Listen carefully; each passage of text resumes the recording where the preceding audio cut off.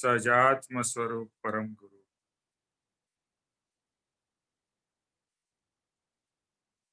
हम क्षमापना कर रहे हैं पूज्य पापा जी की पुस्तक का हिंदी में अनुवादन करके उसका विवेचन कर रहे हैं। तो इस पुस्तक के ज्ञान को पूज्य पापा जी को, कृपाणु देव को और सभी महात्मा ज्ञानी पुरुषों को वंदन करके हम आज का सत्संग शुरू करते हैं।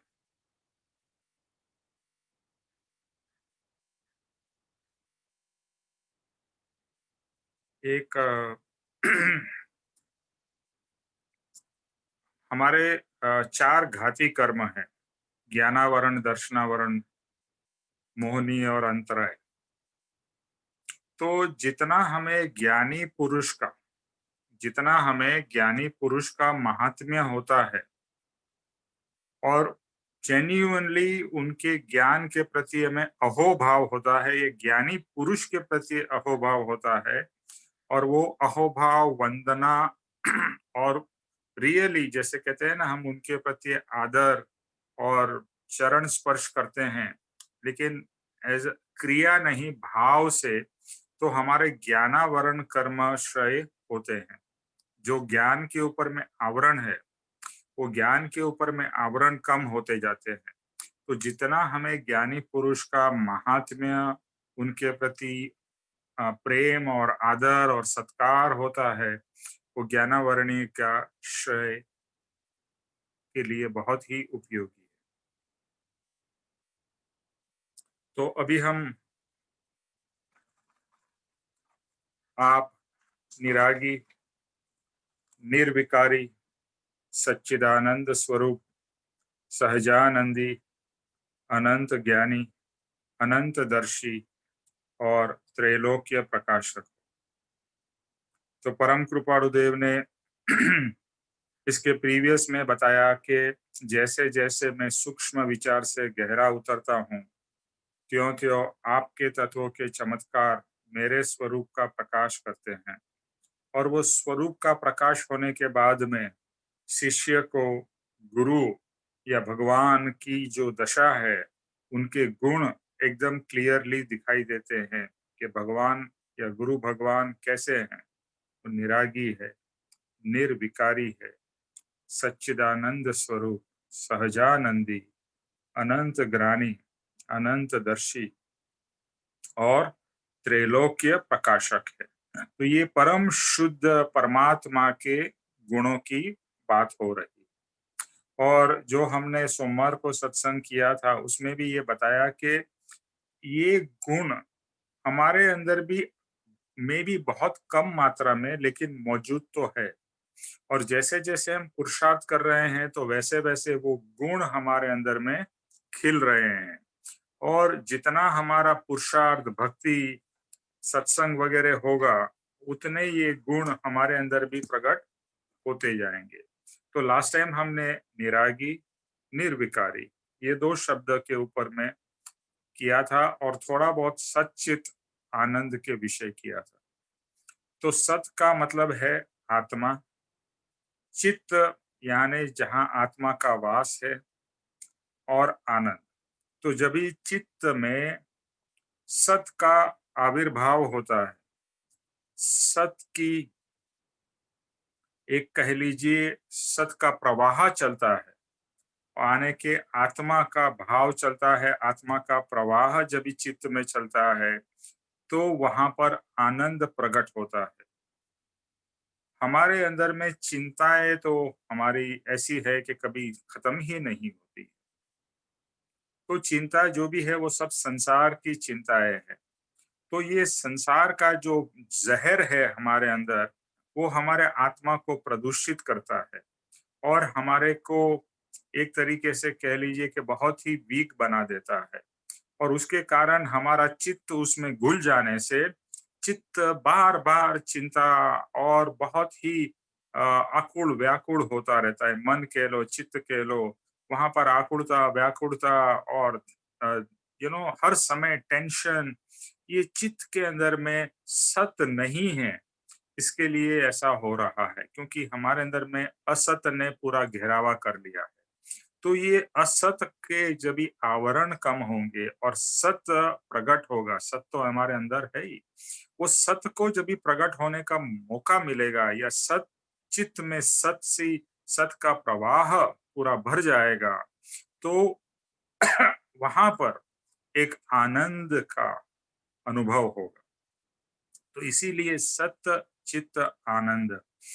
तो मुझे बार बार बस यही लगता है कि चित्त में से संसार के भाव को खत्म कर देना है या वहां से भाव निकाल के उसकी जगह पर आत्म भाव को वहां पर हमें स्थापित करना है। भाव तो हमारे अंदर होते ही रहते हैं, तो भाव करना अभी हमें आ भी गया है, और कौन से भाव नहीं करने हैं और कौन से भाव करने हैं ये भी समझ में आया है।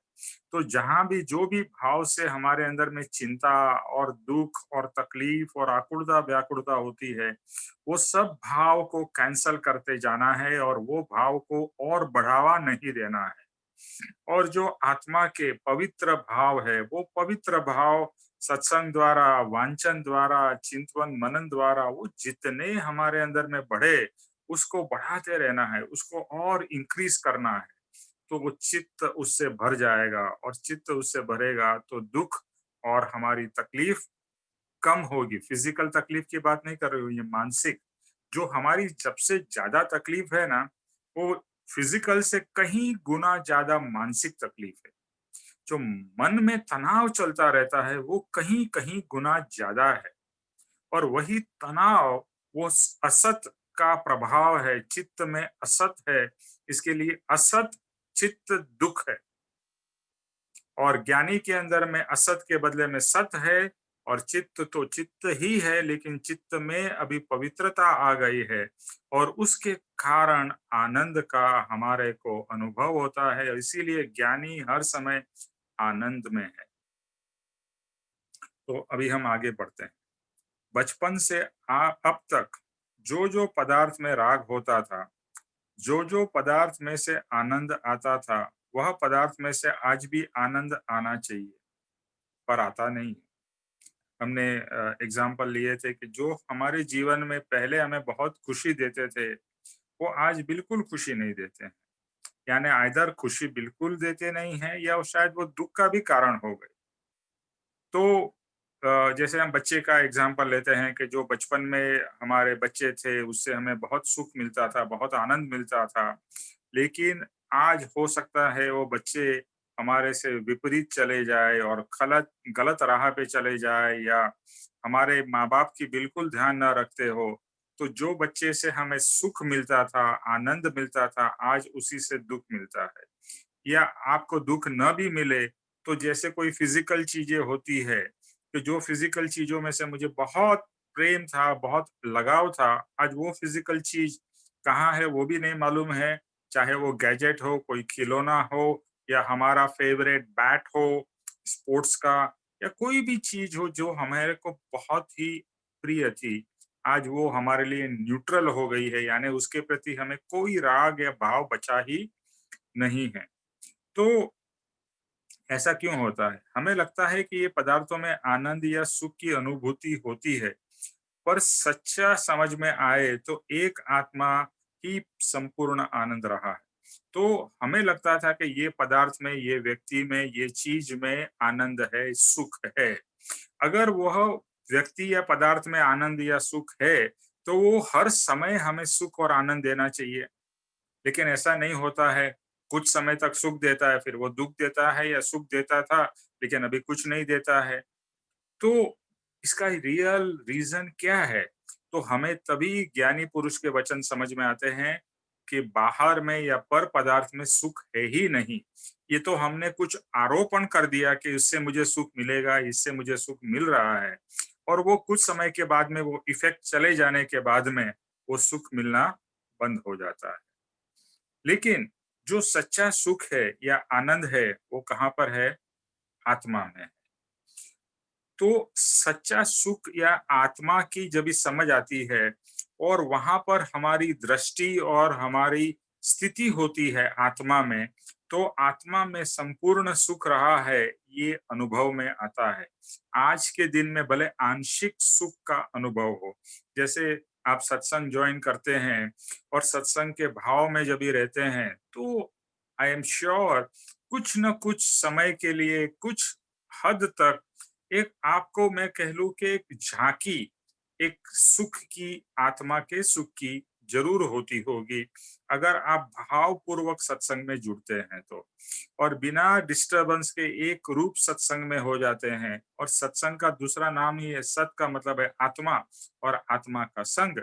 आत्मा का संग हो रहा है तो आपको सुख का अनुभव न हो, ऐसा नहीं हो सकता है। इसका विपरीत ये समझना है कि अगर हम दुख में है, अगर हम दुख में है तो हम आत्मा से दूर है, या हम संसार में डूबे हुए हैं। आइदर ऑफ द टू और बोथ इज द केस, कि हम संसार में डूबे हुए हैं, इसीलिए आत्मा से दूर है, इसके लिए हम सुख से वंचित है, या सुख हमारे को फील नहीं हो रहा है। जैसे जैसे सूक्ष्म विचार से गहरे उतरते हैं और स्वरूप का प्रकाश होता है, तो उस तरह से सत का, आनंद का, चित्त का अनुभव होता है। तो ये बात अभी हमने थोड़े समय पहले ही कही कि जैसे ही गहराई में चिंतन मनन द्वारा हम आत्मा में उतरते हैं, तो सत का और आनंद का और सुख का अनुभव हमें होता है। किसी भी भाव में आत्मा को पहचानने का प्रयत्न किया ही नहीं है, ऐसा परम कृपाणु देव कहते हैं। कि हमें बताया ही नहीं, या हमें पता ही नहीं चला, या पता चला तो हमने उसका इम्पोर्टेंस नहीं समझा, किसी भी भाव में, वरना आज तो हम लोग मोक्ष में बैठे होते। अब तक हमारा परिभ्रमण चालू है, और परम कृपाणु देव बार बार ये प्रश्न करते हैं कि आप चिंतन करिए कि आज तक परिभ्रमण खत्म क्यों नहीं हुआ है। And this is something that हम सबको अपने आप को प्रश्न करना चाहिए कि आज तक मेरा परिभ्रमण खत्म क्यों नहीं हुआ। और ये विचार करेंगे तो जरूर आप फिर से गहराई में जाएंगे, और वहां पर कुछ न कुछ आपके अंदर में प्रकट होगा, कुछ न कुछ जवाब मिलेंगे, और सवाल भी ज्यादा उत्पन्न होंगे। लेकिन इस प्रोसेस से आप अंदर अंदर जाएंगे। तो इस भाव में अभी हमें आत्मा की समझ आई है, और आत्मा का इम्पोर्टेंस मिला है। और आत्मा इतना इतना इम्पोर्टेंट है, ये तो हमें जाना ही नहीं था। अब तक तो हमने पैसे को ही सबसे ज्यादा इम्पोर्टेंस दिया था। अभी सच्चा अगर मुमुक्षु है तो उसको सबसे ज्यादा इम्पोर्टेंस आत्मा की होगी। सत चित आनंद स्वरूप आत्मा को जानने से आनंद स्वरूप भगवान आत्मिक सुख वाला है, अपने आत्मा का सहज सुख स्वयं अनुभव कर रहा है। अखंडता से अपना जो स्वरूप है वह स्वरूप में रहा करते हैं, तो सत चित आनंद। तो अखंडता से भगवान जो है अपने ही स्वरूप में लीन है, और वह स्वरूप प्रेम से, आनंद से, सुख से भरा हुआ है। और जहाँ प्रेम हो, सुख हो, आनंद हो, और कोई चिंता, आकुलता, व्याकुलता न हो, वैसी दशा हमें चाहिए ना। हमें भी तो वही चाहिए ना, कि ऐसा ही स्वरूप हमें मिले, जहाँ दुख का, जहाँ चिंता का, आकुलता, व्याकुलता, कोई टेंशन न हो, ऐसा ऐसा सुख हमें चाहिए। इसके लिए लोग वेकेशन में क्यों जाते हैं, कि थोड़ी रोजमर्रा की जीवन से दूर जाते हैं तो उनको थोड़ा अच्छा लगता है, लेकिन कुछ समय में उधर भी बोर हो जाते हैं, फिर से वापस घर पे आने की उनको होम सिकनेस शुरू हो जाता है। तो घर पे है तो बाहर जाना है, बाहर है तो घर पे आना है। यही हमारा प्रोसेस अंदर बाहर चलता रहता है, लेकिन अल्टीमेटली पूर्ण सुख या इवन आंशिक सुख भी हम अनुभव नहीं कर पाते हैं, क्योंकि वहां पर आत्मा कहीं भी मौजूद नहीं है। और जहां आत्मा का अ, एहसास न हो, या आत्मा के आसपास न हो, तो रियल सुख नहीं मिलेगा। इसीलिए जहाँ रियल सुख है, पवित्र आनंद है, वो हमारा ही आत्मा है, और वही हमारा स्वधाम है। लोग 4 धाम की या कितने ही धामों की यात्रा करते हैं, लेकिन सबसे इम्पोर्टेंट धाम जो जाना है और वहां पर स्थित हो जाना है, वह है आत्मधाम। आत्मधाम, बस वहां ही हमें भगवान, जैसे आप वहां पर स्थिर हो गए हो, वैसे हमें भी वहां पर ले चलिए और उसी दशा में, पवित्र प्रेम और आनंद और सुख की दशा में हमें भी भगवान वैसी स्थिति कराइए। ऐसी प्रार्थना बार बार अभी होगी और होती होगी। तो ये हो गया सत चित आनंद। ये शब्द ही इतना अच्छा है, सच्चिदानंद, सच्चित आनंद। तो ऐसा लगता है कि बस यही यही तो यही यही मैं बार बार यही इसके लिए कह रहा हूं कि जो आज तक हमारी खोज थी, वो सुख के लिए ही थी, वो हमारे अंदर के आनंद के लिए थी, लेकिन हम बाहर भटक रहे थे। परम कृपाणु देव ने बताया कि जो तुझे चाहिए वो बाहर नहीं है, अंदर में है। अंदर जा बेटा, तू अंदर जा, तुझे जो चाहिए वो मिलेगा। और अंदर जाने का रास्ता तुझे तेरे सदगुरु बताएंगे, और सदगुरु की आज्ञा फॉलो करते करते तू अवश्य अंदर जाके वो सुख की प्राप्ति कर सकेगा। अभी सच्चित आनंद से ही मिलता जुलता शब्द है सहजानंदी। सहज आनंद, कहे तो सहज का अर्थ है पदार्थ का मूलभूत गुण, और जो गुण जब प्रयोग में अथवा उपयोग में आता है तब सहजता से उपयोग में है, ऐसा कह सकते हैं। तो यहाँ पर शब्द है सहज आनंद, यानी वो दशा है कि जहां पर आनंद के लिए कोई प्रयास नहीं करना पड़ता है, आनंद अपने आप प्रकट है या सहज है। तो पदार्थ का जो मूलभूत गुण है, आत्मा का मूलभूत गुण क्या है? सुख है, आनंद है, शांति है, प्रेम है, करुणा है, क्षमा है, दया है। तो ये तो उसका मूलभूत गुण है। और जब भी इस गुण को उपयोग में लेते हैं तो सहजता से उसके कारण उसका अनुभव होता है, यानी सहजता से जो गुण पदार्थ में है उसका हमें अनुभव होता है। जैसे शाकर की, यानी शक्कर की अंदर मिठास का गुण है, वो तीनों काल के अंदर वह मिठास उसके साथ ही रहती है। तो फिर कह सकते हैं कि शक्कर के अंदर मिठास सहज है, पदार्थ का वह मुख्य गुण है। तो सहज शक्कर को क्या कुछ एफर्ट करना पड़ता है मिठास लाने के लिए? बिल्कुल नहीं ना। वो तो उसका एक अंतरंग चीज है, it's a integral part of शक्कर। क्या? मिठास। कोई एफर्ट नहीं है, कुछ नहीं है, उसका मियर एग्जिस्टेंस शक्कर का मिठास है। तो वो सहज है, हम कहेंगे शक्कर की मिठास सहज है। जब तक पदार्थ हो तब वह गुण रहता है, वह गुण में फर्क नहीं पड़ता है। यानी जब पदार्थ है, शक्कर है तो मिठास है, मिर्ची है तो तिखास है, नमक है तो सॉल्टीनेस है। ये एक खाने के पदार्थ के बात कही, यानी हर एक पदार्थ के अंदर में रहे तो उसकी जो मूलभूत गुण है, जैसे लकड़ा है तो लकड़ा है, वो जल सकता है, पानी में तैर सकता है, तो लकड़े के गुण है और लकड़े से आप बहुत सारी चीजें बना सकते हैं। तो हर एक पदार्थ हो, चाहे लकड़ा हो, सोना हो, और हर एक सोना है तो सोना जल्दी जैसा है वैसा सोना बहुत सालों तक रहता है, वो काला नहीं पड़ता है, उसकी चमक चली नहीं जाती है। ऐसे हम देखते हैं कि हर एक पदार्थ है उसके अंदर में अमुक कुछ विशेष गुण है, वो गुण वही सहज है। जैसे सोने को उसका गुण कुछ लाना नहीं पड़ता है, वो उसके अंदर में मौजूद है। पदार्थ की जब बात करते हैं तो आत्मा कैसा है?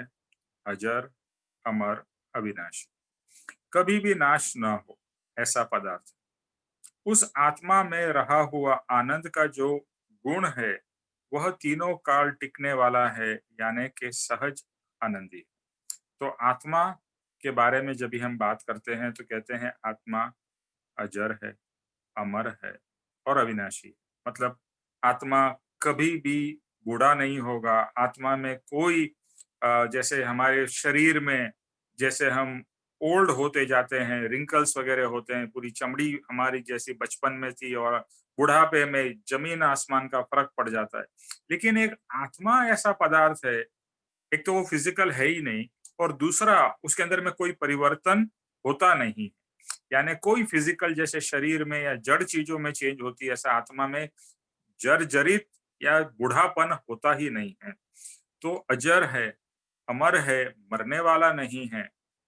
और ये बात हम बार बार कहते हैं कि ये मैं कभी मरने वाला नहीं हूं, इसका आनंद ही हमें नहीं हुआ, क्योंकि अभी भी हम अपने आप को शरीर मानते हैं और सोचते हैं कि एक दिन मेरी मृत्यु होगी और मुझे जला दिया जाएगा और मेरा नाश हो जाएगा। तो आप अपने आप को शरीर मानते हैं, इसके लिए रोते हैं कि मैं बूढ़ा हो गया, अरे मेरी चमड़ी ऐसी हो गई, मेरा कॉम्प्लेक्शन चेंज हो गया। तो आप अपने आप को शरीर मान रहे हैं। और अगर रियल में आत्मा मानते हैं तो आपको बुढ़ापे का या आपके आयु का कोई असर होना नहीं चाहिए, क्योंकि वो असर आपको शरीर को है, आपको नहीं। आप तो for ever young, for ever fresh, for ever जैसे हैं वैसे ही हैं और वैसे ही रहेंगे। That is the good news. तो खुश होना चाहिए ना। मैं जैसा हूं वैसा रहूंगा और जैसा अनंत काल से था, यानी जो मेरा फॉर्म है उसमें एक मात्र भी, एक अंश भी चेंज नहीं होने वाला है। इसीलिए मैं अजर हूं और मरने वाला नहीं हूं और मेरा नाश नहीं। तो ये आत्मा के गुण है। इसमें क्या आत्मा को एफर्ट करना पड़ेगा कि नहीं मैं नहीं मरूंगा, नहीं मरूंगा, ऐसी कोशिश करनी पड़ेगी क्या आत्मा को? नहीं, एक स्वभाव है, ये आत्मा का इनबिल्ट इनहेरेंट गुण है। तो ये अजर अमर अविनाशी हमको पता नहीं था, बट इसका ये मतलब नहीं था कि आत्मा मरा हुआ था पहले और अभी जिंदा हो गया। वो तो पहले से ही जैसा था वैसा ही। अभी हमें आत्मा के रियल स्वरूप का पता चला है। और दूसरा क्या है कि ये आत्मा में रहा हुआ आनंद का जो गुण है वो तीनों काल टिकने वाला है, सहज आनंदी। तो यहाँ पर ये प्रश्न होता है कि यहाँ कहते हैं सहज आनंदी आत्मा का गुण है। तो मुझे ये प्रश्न हुआ और मैं ये प्रश्न आपसे पूछना चाहता हूँ कि अगर हम सहज आनंदी है तो फिर हम दुख का क्यों अनुभव करते हैं? हमें बार बार दुख क्यों होता है? या ज्यादा मात्रा में हमें दुख क्यों होता है और सुख क्यों कम लगता है?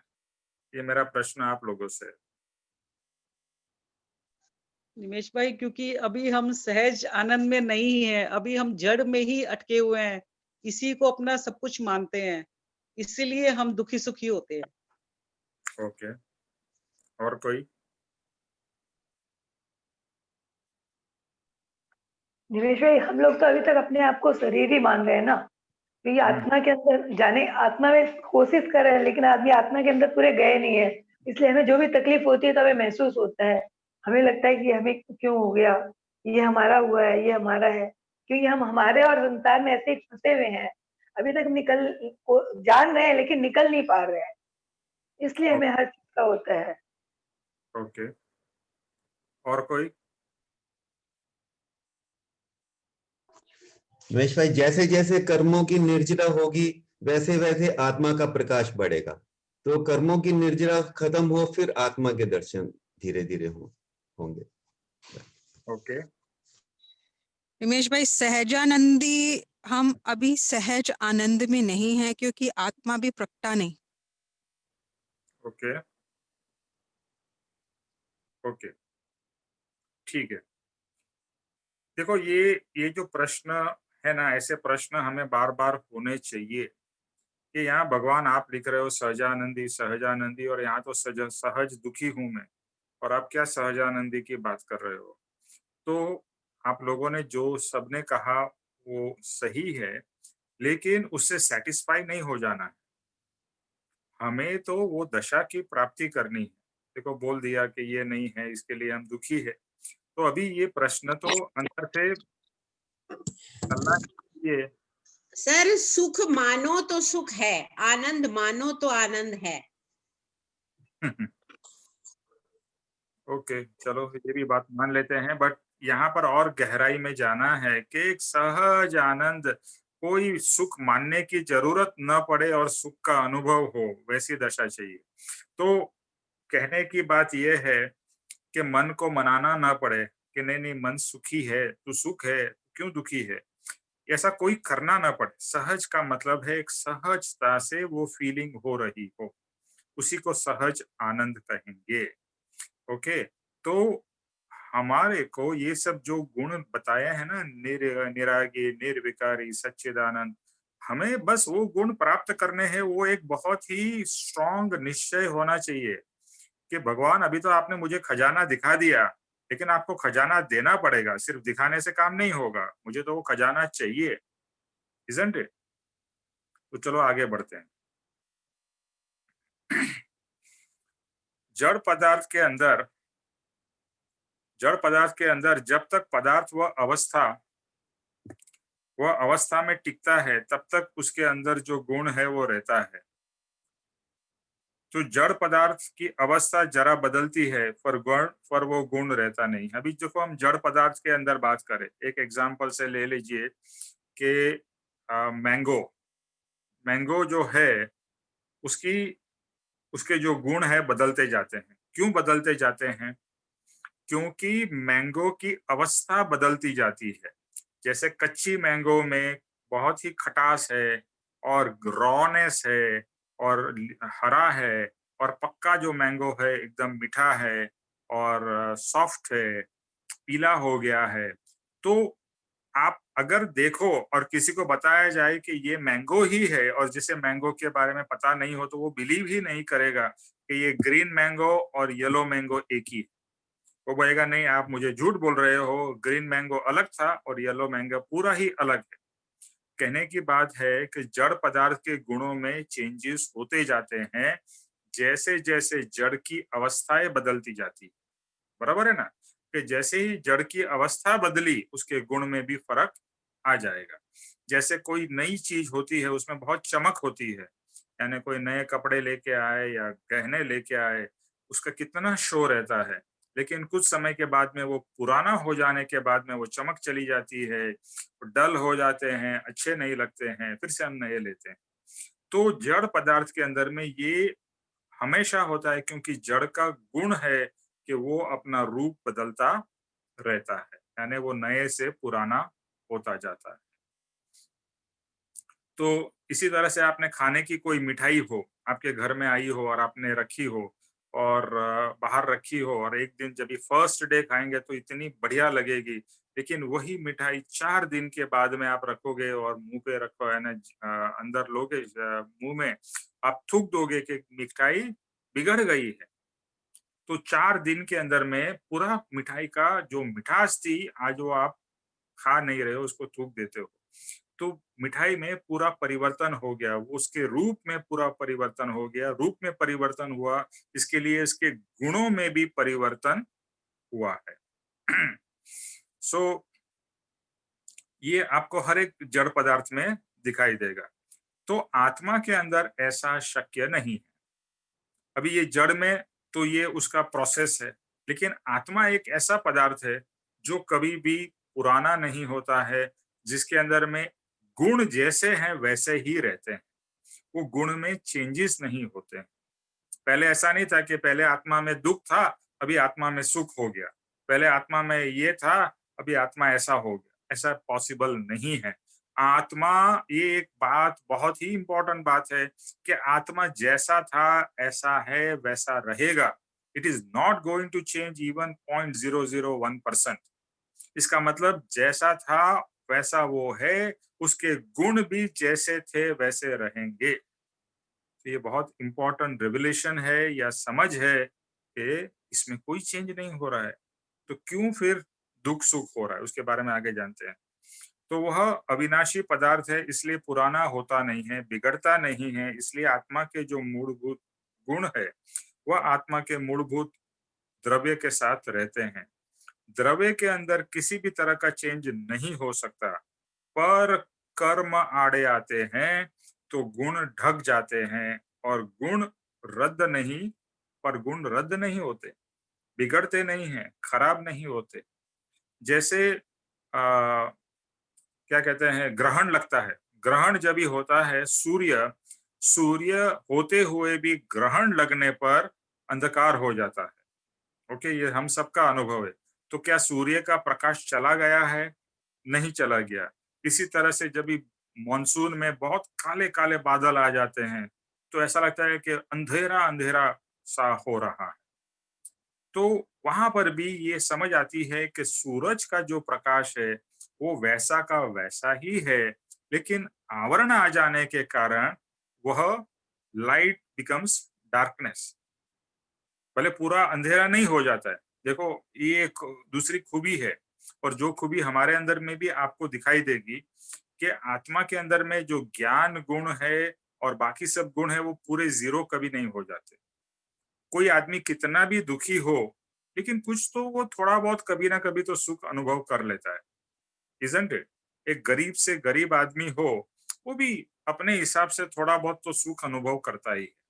तो वो जीरो कभी नहीं हो जाता है, लेकिन आवरण बहुत गहरे होने से वह सुख दुख में चले जाता है, प्रकाश अंधकार में चला जाता है। दूसरे द्रव्य के अंदर में द्रव्य में चेंज के साथ गुणों में 100% चेंज होता है, और जो ओरिजिनल गुण है वो वापस लाने का मतलब वापस ओरिजिनल गुण आता नहीं। जैसे हमने मिठाई की बात की, अभी मिठाई बिगड़ गई तो क्या आप उसको चेंज करके वापस ओरिजिनल जैसी बना सकते हो? कपड़ा पुराना हो गया, क्या आप वापस कपड़े को नया बना सकते हो? नहीं। थोड़ा बहुत आप चेंजेस मामूली कर सकते हो, लेकिन जैसा ओरिजिनल था वैसा तो आप नहीं बना सकते। तो यहाँ पर 100% इट इज इरिवर्सिबल। जो जड़ पदार्थ है उसके जो चेंजेस है दे आर नॉट रिवर्सिबल। ऐसा नहीं कि जो पहले व्हाइट था फिर ब्लैक हो गया, ब्लैक था फिर से व्हाइट हो जाएगा। जो चेंज हो गया सो हो गया। तो आत्मा के अंदर में ऐसा नहीं होता है, क्योंकि चेंज ही नहीं होता है। देखो, यहाँ पर एक बात बहुत समझने जैसी है कि आत्मा के गुणों में चेंज कभी होता नहीं है। उसके ऊपर में हम और थोड़ा डिस्कस करेंगे। तो गुण जैसे हैं वैसे ही रहते हैं।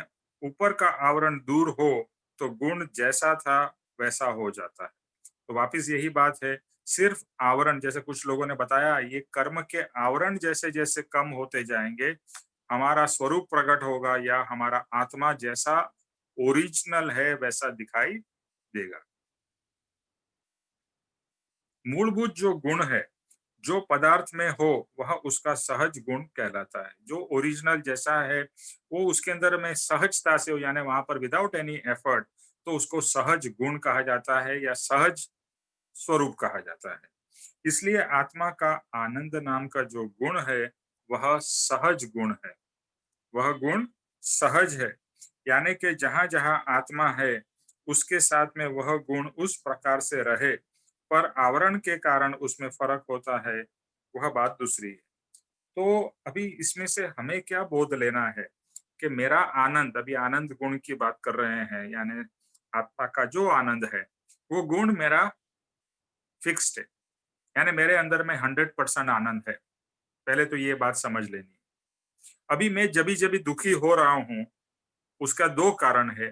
पहला सबसे बड़ा कारण है अज्ञान, क्योंकि मैं अपने आत्मा को ही जानता नहीं हूँ, इसीलिए मैं पर पदार्थ में भटक रहा हूँ, और पर पदार्थ में भटक के मैं सुख ढूंढने की कोशिश कर रहा हूँ। तो पहला है अज्ञान, सबसे बड़ा कारण। दूसरा कारण है आवरण, यानी कर्मों के आवरण। के कर्मों के आवरण के कारण मेरे ऐसी ऐसी सिचुएशन हो जाती है कि जो सुख है, आनंद है, वो अनुभव ढक जाता है, या उसके ऊपर में आवरण या ग्रहण लग जाता है। तो सो व्हाट, क्या करना है? पहले तो अज्ञान को मिटाना है कि मैं आत्मा हूं, ये समझ बहुत पक्की करनी है, और पुरुषार्थ करते करते जैसे हो सके वैसे और जितने जल्दी हो सके इस सब आवरण को हटाना है।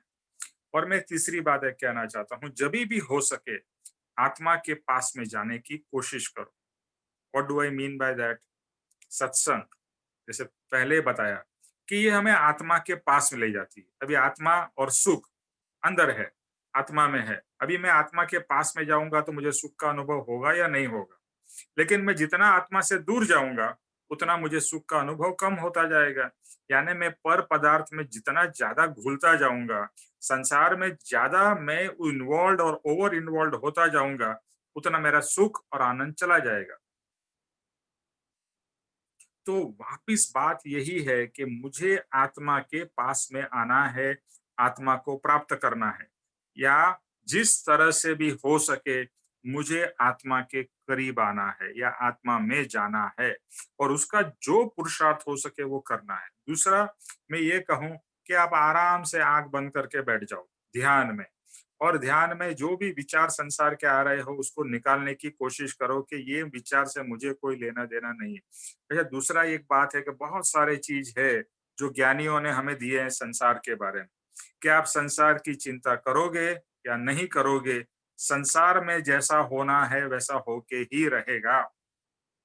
ओके, जो होना है वो होके ही रहेगा, तो फिर उसकी चिंता मैं क्यों करूं, उसके बारे में मैं क्यों सोचूं, और मैं क्यों अपना आनंद व्यर्थ करूं। जो आनंद का मुझे अनुभव करना है, मैं चिंता ही करके वो आनंद को उसका अनुभव नहीं कर रहा हूं ना। तो मुझे क्यों चिंता, यानी पर की चीजों, यानी पर का मतलब है, पर मतलब बहुत दूर की बात नहीं है ना, हमारे घर की, हमारे संसार की बात है। आप कहोगे हमारा संसार मेरा संसार है, वो दूर कहाँ हो गया, लेकिन आपने उसको ज्यादा ही चिपका के रखा है। उसको दूर करो। दूर करो मतलब संसार से भागने की बात नहीं है, लेकिन जितना छाती पे चिपका के हम संसार को चल रहे हैं, मेरा बेटा, मेरा ये, मेरा वो, मेरा वो, दूर करो। दूर करो मतलब समझ से दूर करो, क्योंकि आज नहीं तो कल वो आपसे दूर होने वाले हैं या आप उनसे दूर हो जाओगे। तो ये जो अज्ञान है, अज्ञान से हमें अपने आप को बाहर निकालना है, और ज्ञान के द्वारा कहने की बात यह है कि जब भी हो सके अपने आत्मा को याद करो, कृपाणु देव को याद करो। पापा जी ने एक बताया है कि हर एक घंटे में कुछ समय के लिए 11 बार परम कृपाणु देव का नाम स्मरण करो, सिमरन करो। परम कृपाणु देव, परम कृपाणु देव। तो जैसे ही हम परम कृपाणु देव को याद करेंगे तो वापस कुछ न कुछ परसेंटेज वाइज आत्मा के भाव में तो आएंगे, और परम कृपाणु देव के बारे में तो भाव करेंगे हर एक घंटे में 11 बार।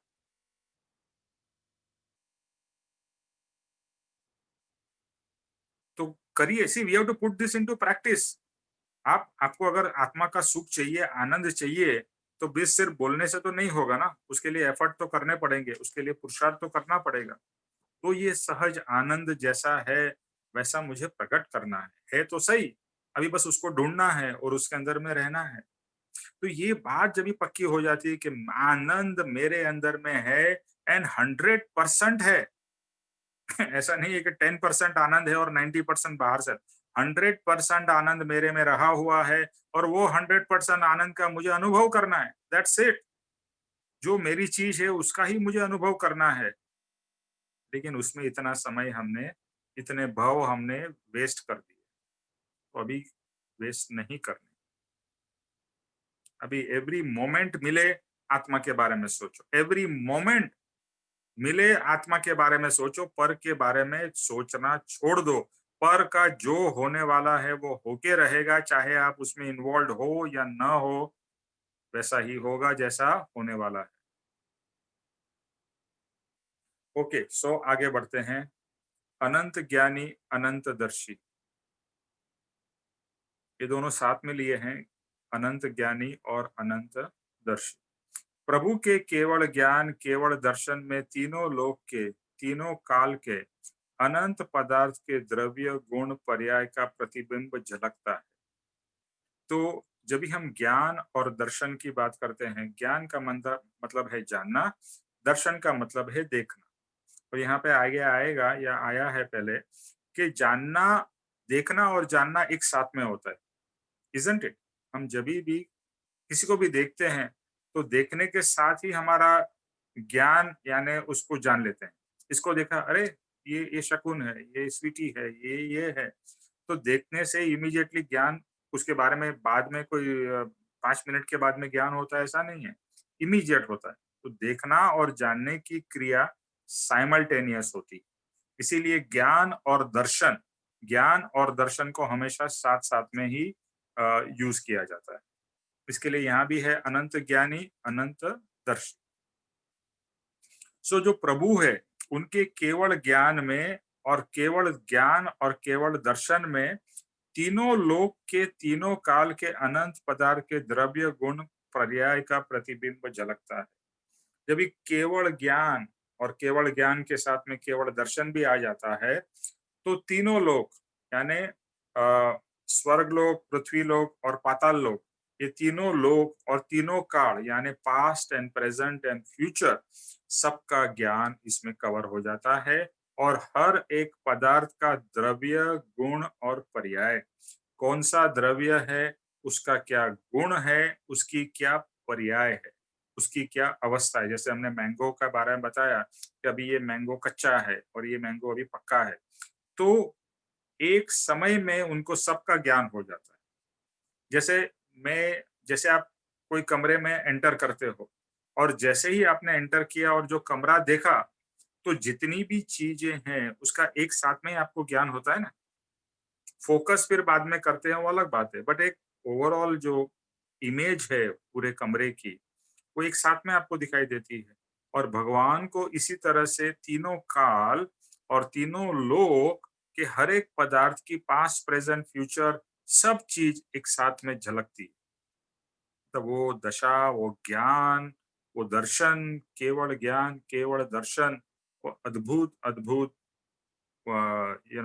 हमारे अभी इमेजिनेशन के थोड़े बाहर है। लेकिन वो भगवान की दशा है, वो भगवान की अवस्था है कि भगवान सब कुछ जानते हैं। इन सिंपल वर्ड्स कहें, भगवान सब कुछ जानते हैं, हर एक के बारे में जानते हैं, हर एक के पास्ट में बारे में जानते हैं, प्रेजेंट के बारे में जानते हैं, फ्यूचर के बारे में, सब कुछ। और एक जन के लिए नहीं, इतने ब्रह्मांड में जितने पदार्थ हैं, सब पदार्थों का, यानी अभी अब एक इमेजिनेशन के बाहर की चीज है कि कैसे पॉसिबल है कि सब चीजों का सब चीज जानो, बट वो भगवान के ज्ञान में है। इसके लिए उनको कहा क्या है, अनंत ज्ञानी, अनंत दर्शी। अनंत मीन्स सबका ज्ञान, सबका दर्शन। सर्वज्ञेय पदार्थ जाने, उसमें झलक के वो कृतार्थ हो रहे हैं, वैसे उसकी प्रति झुकते हैं। और भगवान का ज्ञान इतना पवित्र है तो ऐसा लगता है कि सब पदार्थ उस ज्ञान में झलकने के लिए तैयार है, ऐसा ऐसा प्रतीत होता है। यानी भगवान का ज्ञान इतना पवित्र है कि सभी पूरे ब्रह्मांड के पदार्थ और व्यक्ति, आत्माएं सब उसमें झलकने के लिए कृतार्थ हो रहे हैं, यानी दे आर हैविंग दैट भाव। ऐसा सिर्फ बोलने के लिए है कि एक अलंकारिक तरीके से बता रहे हैं कि भगवान का पवित्र ज्ञान में हर कोई रहने को तैयार है और हर कोई उसमें प्रदर्शित होने के लिए तात्पर्य है, यानी वो रेडी है, तत्पर है, सॉरी। आत्मा नाम के पदार्थ का मुख्य जो गुण है वह है ज्ञान उपयोग और दूसरा है दर्शन उपयोग। यानी उसका मुख्य गुण है फक्त देखना और जानना। प्योरेस्ट फॉर्म में आत्मा का गुण है ज्ञान उपयोग, दर्शन उपयोग। ज्ञान का मतलब है जानना, दर्शन का मतलब है देखना। तो प्योरेस्ट फॉर्म में आत्मा क्या करता है, सिर्फ देखता है, जानता है। भगवान क्या करते हैं, क्या भगवान को किसी का पास्ट पता है और किसी का फ्यूचर पता है, तो क्या भगवान उसको कुछ यूज करने वाले हैं किसी भी तरह से? नहीं। लेकिन हमारे केस में हो सकता है हमारे को किसी का डर्टी पास्ट पता हो और फ्यूचर का कुछ पता हो, तो हम उसका मिसयूज करने का, कोई व्यक्ति, मैं हमारी बात नहीं कर रहा हूँ, अभी तो सत्संगी लोग ऐसा तो नेगेटिव कभी नहीं सोचेंगे। लेकिन कोई व्यक्ति है, जैसे कोई ब्लैकमेल करता है, तो क्यों करता है, तो कोई ऐसी कोई उसको सीक्रेट मालूम पड़ जाती है जिसका वो उपयोग करता है, यानी दुरुपयोग करता है। लेकिन भगवान को तो सब कुछ पता होता है, फिर भी उनको एक अंश मात्र कोई उसमें इंटरेस्ट नहीं है, सिर्फ वो देखते हैं और जानते हैं। यानी वहां पर पवित्र ज्ञान, पवित्र दर्शन। ज्ञान है तो ज्ञेय पदार्थ को पहचान सकते हैं, ज्ञान नहीं है तो ज्ञेय पदार्थ को पहचान नहीं सकते हैं। ज्ञेय मतलब जो पदार्थ को जानते हैं उसको कहते हैं ज्ञेय, और जो जान रहा है, जो ज्ञान है, उसके द्वारा हम ज्ञेय पदार्थ को जानते हैं। तो गायक, ज्ञायक, ज्ञान और ज्ञेय। ज्ञायक मतलब जो जान रहा है, और ज्ञान जिसके द्वारा वो ज्ञेय पदार्थ को जान रहा है। जैसे मैं अपने ज्ञान के द्वारा इस फोन को जान रहा हूँ, उस फोन को देख रहा हूँ, राइट? तो मैं हो गया ज्ञायक, जानने वाला पदार्थ। मेरे ज्ञान से मैं इस फोन को, यानी फोन हो गया ज्ञेय पदार्थ। तो सर्व ज्ञेय पदार्थ ज्ञान में झलकते हैं। आत्मा नाम के पदार्थ का जो मुख्य गुण है वो ज्ञान उपयोग है और दूसरा दर्शन उपयोग है। तो उसमें ये पॉइंट आ गया। और ज्ञान है तो ज्ञेय पदार्थ को पहचान सकते हैं। अगर मेरे में ज्ञान न हो तो क्या मैं ये फोन को पहचान सकूंगा? जैसे ये किताब है, ये किताब क्या ये फोन को पहचान सकती है? नहीं, क्योंकि इसमें ज्ञान नहीं है, ये जड़ पदार्थ है। ओके, सर्व ज्ञेय पदार्थ ज्ञान में दृश्यमान होते हैं, प्रकाशित होते हैं। आत्मा या चेतन पदार्थ जड़ पदार्थों को जानता है। तो सर्व ज्ञेय पदार्थ यानी जो पदार्थ जानने जैसे हैं वह ज्ञान में दृश्यमान होते हैं और प्रकाशित होते हैं। प्रकाश, देखो कुछ भी चीज को जानने के लिए प्रकाश की जरूरत पड़ती है ना। जैसे हमारे कमरे में अंधेरा हो तो हम कुछ नहीं देख सकते हैं, कुछ नहीं जान सकते। जैसे ही लाइट हुई, प्रकाश हुआ, तो हम पदार्थ को देख सकते हैं और जान सकते हैं। तो देखने के लिए, जानने के लिए प्रकाश की आवश्यकता है। तो ज्ञान में दृश्यमान होते हैं पदार्थ और वो प्रकाशित होते हैं। आत्मा या चेतन पदार्थ जड़ पदार्थों को जानता है। अभी आत्मा किसको जानता है? आत्मा एक तो कह सकते हैं स्वयं को जानता है, लेकिन ज्यादातर हम किसको देखते हैं? जड़ पदार्थों को। हमें क्या दिखता क्या है? लोगों के शरीर, चीजें, ये सब क्या है? ये तो जड़ है। यानी हम कंटिन्यूअसली हर समय जड़ पदार्थ को ही जान रहे हैं। तो ये बात समझने जैसी है कि ज्ञान का मूल उपयोग एक्चुअली जड़ पदार्थ को जानने में है, isn't it? हर समय हम जड़ पदार्थ को ही तो देख रहे हैं, क्योंकि दिखता तो जड़ पदार्थ है ना, आत्मा तो दिखता भी नहीं है। तो हर समय हम जान किसको रहे हैं? तो हर समय हम जड़ पदार्थों को जान रहे हैं। दूसरी तरह विचार करना हो तो ज्ञान जब अज्ञान को पहचाने, ज्ञानी जब अज्ञानी को पहचानता है, तब अज्ञानी ऐसे पदार्थ कृत कृत्य अवश्य होते हैं कि अब यह अज्ञान दशा दूर होकर ज्ञान दशा प्रकट होगी। अभी ज्ञान किसको पहचानता है? जड़ को। और जड़ क्या है? ज्ञान है कि अज्ञानी है? जड़ पदार्थ को आप कहोगे अज्ञानी। अज्ञानी मतलब उसमें कोई ज्ञान नहीं है। तो ज्ञानी जब अज्ञानी को पहचानता है, तब अज्ञानी जैसे पदार्थ कृत कृत्य अवश्य होते हैं। कि जैसे अभी एक another point of view of saying कि ज्ञानी पुरुष जब भी हमारे जैसे अज्ञानी को पहचानते हैं, तो हम जैसे अज्ञानी ऐसे आत्मा या पदार्थ कह लो यहाँ पर, वो कृत्य अवश्य होते हैं। वी फील ग्रेट कि ज्ञानी ने मुझे पहचाना है और अब ज्ञानी के संपर्क में आने से मेरी अज्ञान दशा दूर होकर ज्ञान दशा प्रकट हो। यानी ज्ञानी अज्ञान को जानते हैं। हम भी, हमारा जो ज्ञान है वो जड़ पदार्थ या अज्ञान को जानने में है, और ज्ञानी का भी वैसा ही है। लेकिन ज्ञानी जब भी हम जैसे अज्ञानी को जानते हैं और हम जैसे अज्ञानी उनके शरण में आते हैं, तो हम कृत्य यानी कि जो करने जैसा है ज्ञानी के आज्ञा का आराधन करते हैं, तो हमें श्योरिटी होती है कि हमारा अज्ञान निकलकर ज्ञान प्रकट होगा। तो इस तरह से ज्ञेय पदार्थ व ज्ञान के प्रति कृतार्थ होते हैं, अपने आप को धन्य समझते हैं। तो कोई भी पदार्थ अगर जानने में आता है तो एक तरीके से कह सकते हैं कि वो पदार्थ, भले वो पदार्थ में ऐसी समझ नहीं है, लेकिन वो पदार्थ अपने आप को कृतार्थ यानी कि अपने आप को धन्य समझता है कि मैं ज्ञानी के ज्ञान में आया। तो हमें भी ये सोचना है कि अगर ज्ञानी के ज्ञान में हम लोग आए हैं, यानी ज्ञानी के रडार में अगर हम आए हैं, तो हमारा जीवन धन्य होगा। यानी हम ज्ञानी के शरण में जाएंगे तो ही उनके रडार में आएंगे, और उनके शरण में गए, उनकी भक्ति हुई, तो हमारा अज्ञान टल के ज्ञान प्रकट होगा। इस तरह से हर एक जीव ये नक्की करे और एक एक वस्तु को देखे और जाने समझे, तो इतने पदार्थों को जितने तरीके से जानता है, उतने पदार्थों के गुना जब जानोगे तो लगेगा कि लाखों के अंदर हमारा ज्ञान। जैसे हम एक पदार्थ है, जैसे ये किताब की बात करें, ये किताब की बात करते हैं, तो ये किताब को हम कितने अलग अलग तरीके से जानते हैं।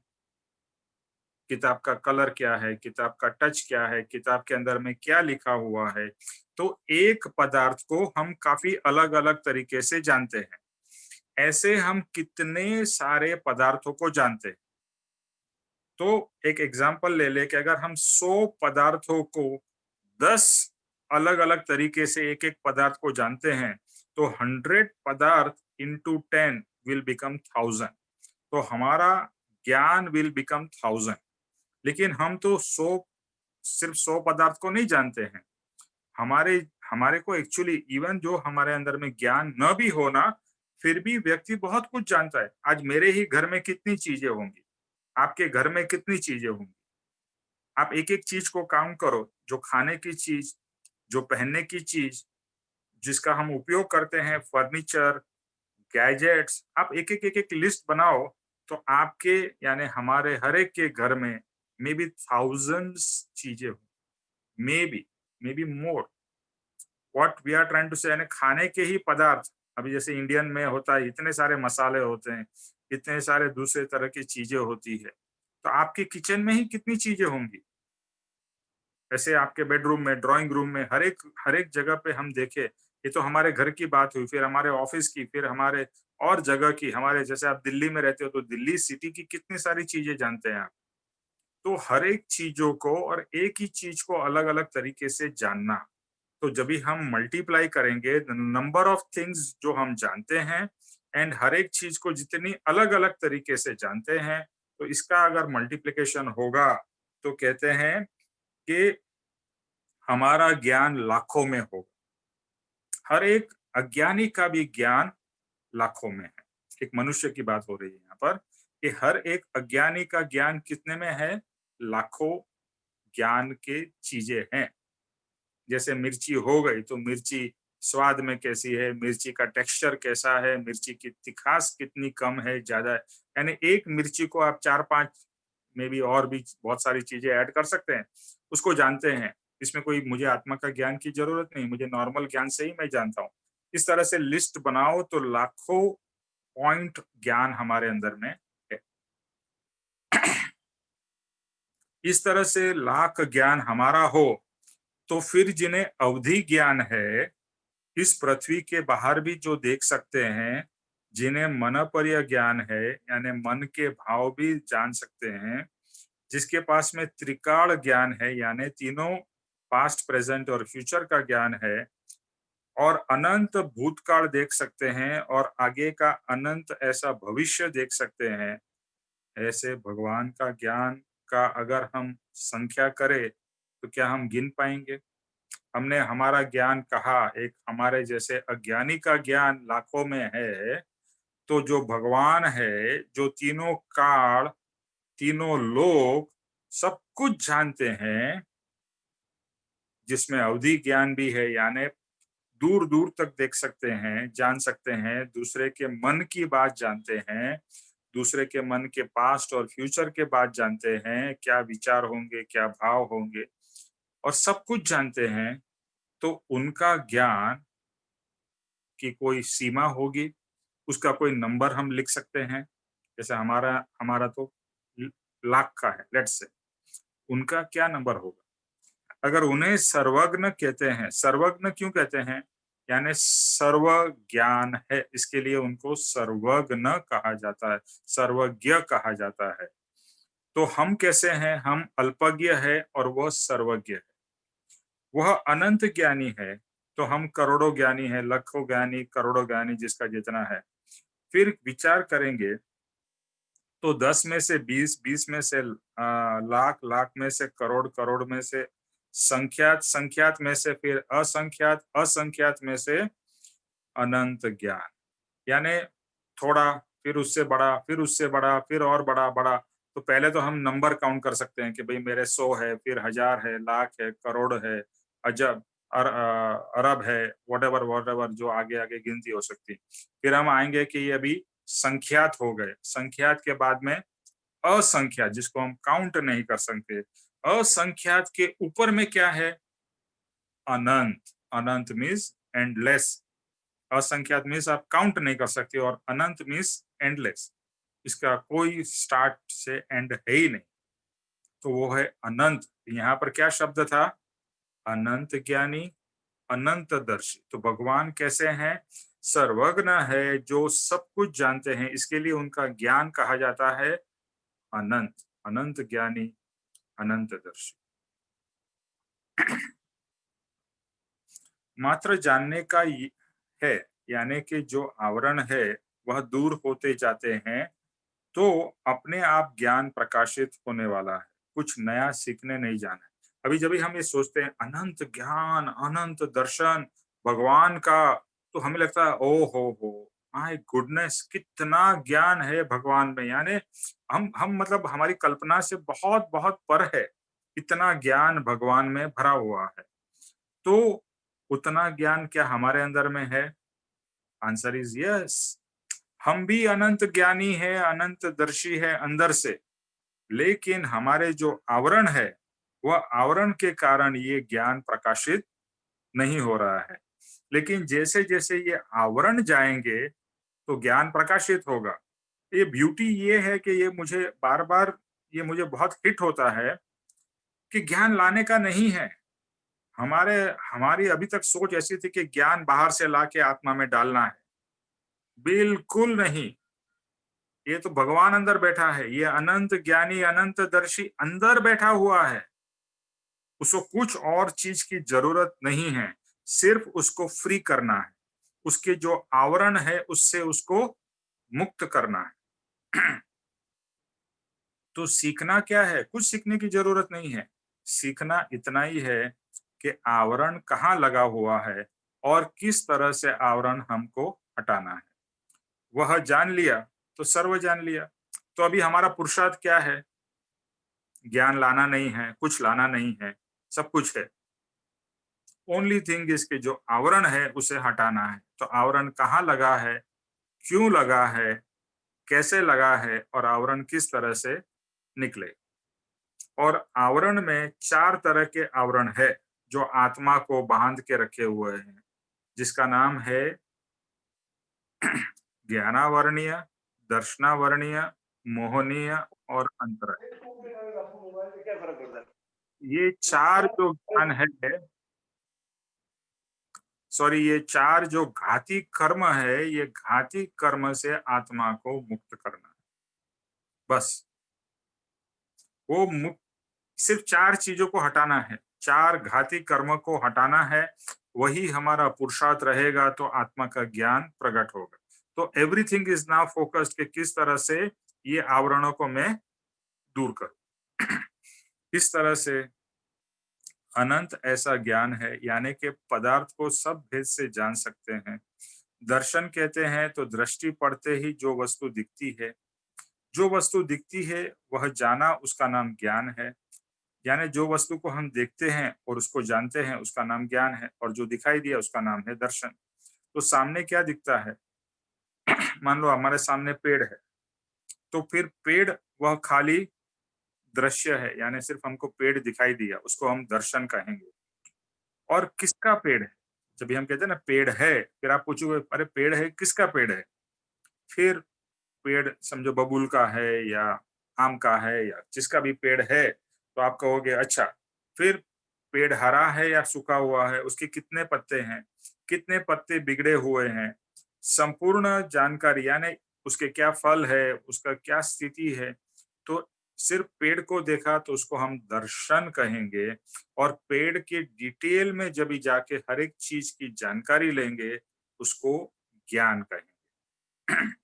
जो संपूर्ण जानकारी जब मुझे पता चलती है, तो जो दर्शन में प्रतिबिंब पेड़ हुआ है, वह पेड़ को सर्व प्रकार से जब जान सका, तो हम कहेंगे हमें ज्ञान हुआ या विशेष ज्ञान हुआ।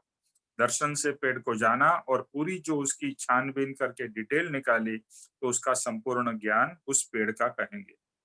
पेड़ में से फल निकला होगा, बीज कहाँ गया होगा, किस तरह से यहाँ लगाया होगा, ये सब प्रक्रिया कैसे हुई होगी, पहला यह किस तरह से उत्पन्न हुआ होगा।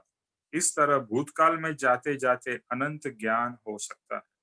और वापिस यही प्रोसेस पप्पा जी बता रहे हैं कि जो सूक्ष्म विचार की बात कर रहे हैं, तो यहाँ पर जो सूक्ष्म विचार है वो सूक्ष्म विचार क्या है? वो सूक्ष्म विचार यही है कि एक ही चीज, यहाँ पर पेड़ की जो बात हो रही है, वो पेड़ के ऊपर में इतना सब, पेड़ कहाँ से आया, कैसा है, पेड़ का बीज कैसा है, भी लगा होगा, कभी ये हुआ होगा, ऐसे। आपका माइक्रोफोन बार बार अनम्यूट हो रहा है सर जी। ओके, तो इस तरह से हम बहुत जब डिटेल में जाएंगे, तो ये करते करते पापा जी का कहना है, हो सकता है कि जाते जाते अनंत ज्ञान हमें हो सकता है। तो ये जो प्रोसेस है, इस प्रोसेस से जब भी हम कहते हैं ना हमें आवरण हटाने हैं, तो आवरण हटाने का एक सबसे इम्पोर्टेंट उपाय है सूक्ष्म विचार से गहरा उतरना। और जैसे जैसे हम सूक्ष्म विचार से गहरे उतरेंगे, एक पेड़ का एग्जांपल लेके जो पूरा डिटेल में बताया, पास्ट, प्रेजेंट, फ्यूचर, उसका, उसके पत्तों के बारे में जानना, उसके फल के बारे में जानना, उसके जड़ के बारे में जानना, एक एक एक एक एक चीज को गहराई में जानते जाते आपको अनंत अनंत ज्ञान की जो बात हो रही है वो हो सकता है, यानी कि आत्मा का साक्षात्कार हो सकता है, एक्सक्यूज मी, हो सकता है। मात्र जानना नहीं है, समझना है, फिर आवरण दूर करना है। यह भगवान का अनंत ज्ञान, अनंत दर्शन है। तो इस तरह से हमारे एक एक आवरण को, और हर एक आवरण को जो ज्ञान के ऊपर लगे हैं, दर्शन के ऊपर आवरण लगे हैं, इस तरह से गहराई में चिंतन मनन करते करते वो आवरण को दूर कर सकते हैं। तो ये वापस comes back to that point कि जैसे जैसे मैं सूक्ष्म विचार से गहरा उतरता हूँ, तो गहरे उतरते उतरते ये आवरण आप दूर कर सकते हो। ऐसे तो बहुत सारी चीजें हैं, भक्ति से आवरण दूर होते हैं, और सत्संग से आवरण दूर होते हैं, चिंतन मनन से आवरण दूर होते हैं, और वांछन से आवरण दूर होते हैं। तो जितने अलग अलग तरीके हैं, वो सब आवरण दूर करने के प्रोसेसेस है। सिद्ध भगवान के गुण कहे तब अनंत ज्ञान, अनंत दर्शन फटाफट बोल जाते हैं। अभी कुछ जैन लोग होंगे, उनको बोलो कि अनंत ज्ञान, अनंत दर्शन, तो कड़कड़ टक टक टक टक जो रटा हुआ है वो बोल जाएंगे। लेकिन उससे कुछ अनंत ज्ञान या अनंत दर्शन कुछ नहीं होने वाला है। कि जरे विचार करें तो हमारे पास पूर्ण स्वरूप से प्रकट हो, यानी हमारा रियल में जब ज्ञान सुपूर्ण तरह से जब प्रकट होगा, जो अनंत ज्ञान, अनंत दर्शन अंदर रखा हुआ है वो प्रकट होगा, तो हम संपूर्ण तरह से भगवान या परमात्मा या ईश्वर हो जाएंगे। ये परमात्मा जब भी हम बार बार कहते हैं अंदर है, ये यही परमात्मा है। ये ज्ञान का भंडार है, दर्शन का भंडार है, आनंद का भंडार है, सुख का भंडार है, शांति का भंडार है, सब अंदर पड़ा हुआ है। जैसे आपकी कबाट में, अलमारी में कोई चीज, समझो सोने की अंगूठी आपने रखी थी और मिल नहीं रही है, लेकिन आपको पता है मैंने रखी थी अलमारी में ही, तो आप कपड़े यहाँ से वहां निकालोगे, ऊपर नीचे सब कुछ करके वो अंगूठी को ढूंढोगे। तो भगवान ने हमको बता दिया है कि ये ज्ञान की अंगूठी या सोने से कहीं कहीं अनंत गुना कीमती ये ज्ञान और दर्शन मेरे अंदर में है, वो उसको ढूंढ लेना है। और जो बाकी सब चीजें उसको ढक के रखी हुई, उसको आवरण को दूर कर देना है। हो गया प्रकट ज्ञान, बट इसको टाइम लगता है। लेकिन प्रोसेस बहुत ही फोकस चाहिए। यहाँ कहने की बात यह है कि जो ज्ञान और दर्शन हमारे अंदर है, उसको प्रकट करना है, उसके आवरणों को दूर करना है, उसके लिए जो पुरुषार्थ करना है वो करना है। दूसरे चीजों में टाइम अगर हम वेस्ट करते रहेंगे तो फिर अनंत काल और निकल जाए। और अभी लास्ट है त्रैलोक्य प्रकाश। एक आत्मा को जानने से सर्व लोकालोक जानने में आते हैं। अगर आप वचनामृत के ऊपर में ही लिखा है, जिसने आत्मा जाना उसने सब जान लिया। तो एक आत्मा को जानने से सर्व लोक और आलोक, यानी लोक और लोक से भी बाहर सबको हम जान सकते हैं, सिर्फ एक आत्मा को जानने से। क्यों? क्योंकि ऊपर में क्या लिखा, आत्मा कैसा है, अनंत ज्ञानी, अनंत ज्ञानी, अनंत दर्शी, सब कुछ उसमें है, आत्मा में है। एक, जैसे कबीर जी ने कहा कि सबको पता है कि सागर में बूंद है, लेकिन जिसको पता चले कि बूंद में सागर है वो ज्ञानी है।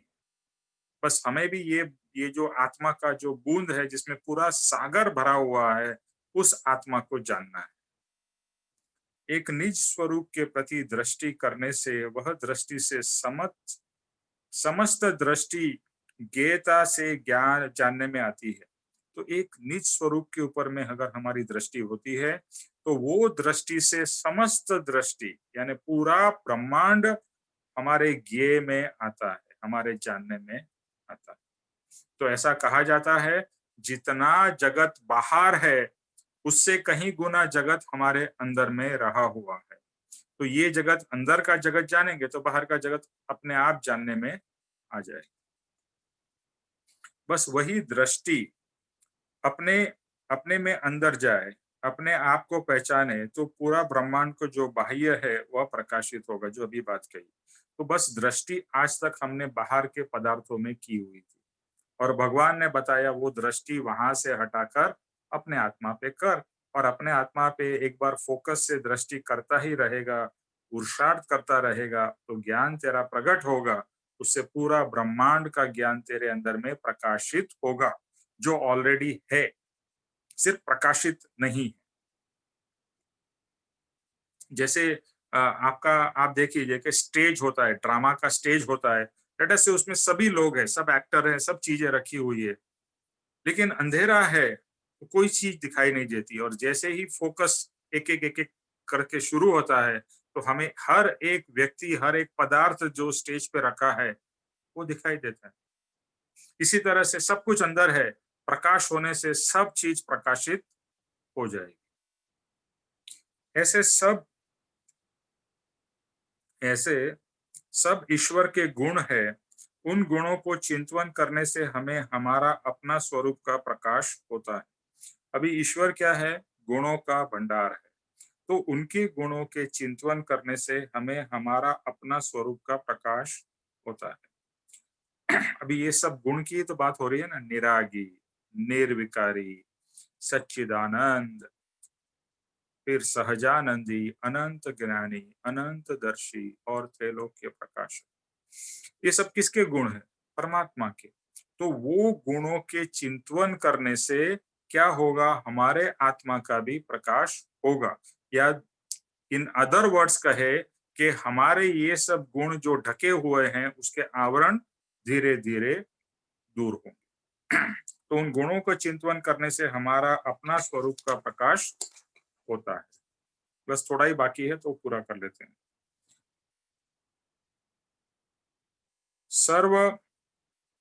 सर्व काल का आवरण दूर हुआ होने से भगवान तीनों लोक का तीनों काल का ज्ञान है। यानी भगवान में कोई आवरण नहीं है, कोई दोष नहीं है, नो इम्प्योरिटीज, पवित्र ज्ञान है। निर्मल ज्ञान होने से सब कुछ उनके ज्ञान में प्रदर्शित होता है। जैसे एक मिरर होता है ना, तो मिरर को क्या ज्ञान करना पड़ता है?